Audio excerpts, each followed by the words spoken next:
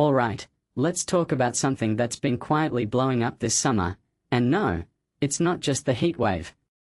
Imagine biting into a salad, feeling healthy, and then 48 hours later?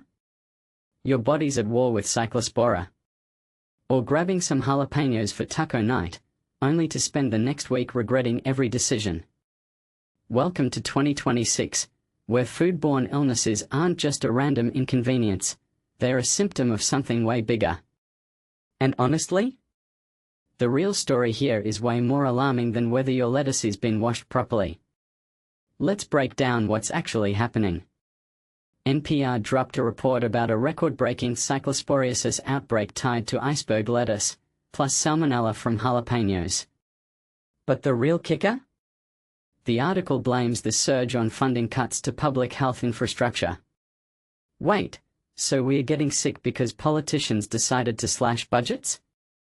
That feels way too on the nose, like something out of a dystopian novel. But here we are. Personally, I think this exposes a dangerous blind spot in how society values prevention versus reaction.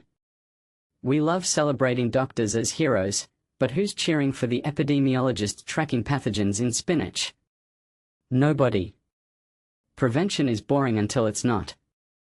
And now, with fewer inspectors, slower response times, and underfunded labs, we are basically playing whack-a-mole with E. coli.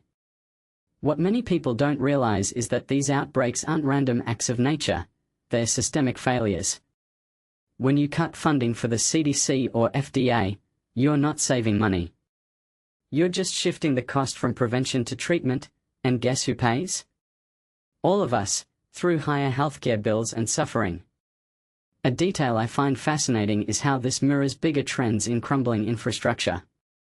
We talk about potholes and power grids, but what about the invisible systems keeping our food safe?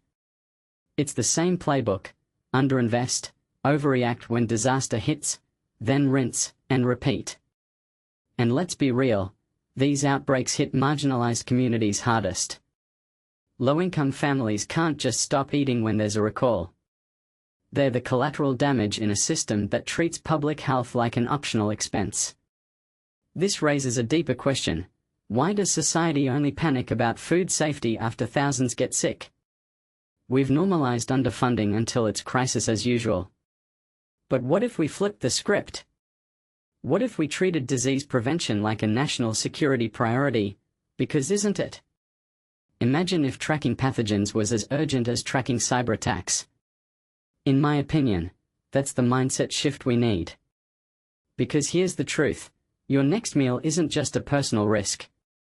It's a reflection of how seriously we take collective well-being. So next time you hear about another mysterious outbreak, don't just side-eye the lettuce. Ask who's responsible for letting these systems rot. And maybe, just maybe, we'll start valuing the invisible work of public health before the next Taco Tuesday becomes a roulette wheel. What do you think? Is this just the cost of doing business, or should we demand better? Drop your take below, because trust me, this isn't just about food. It's about priorities.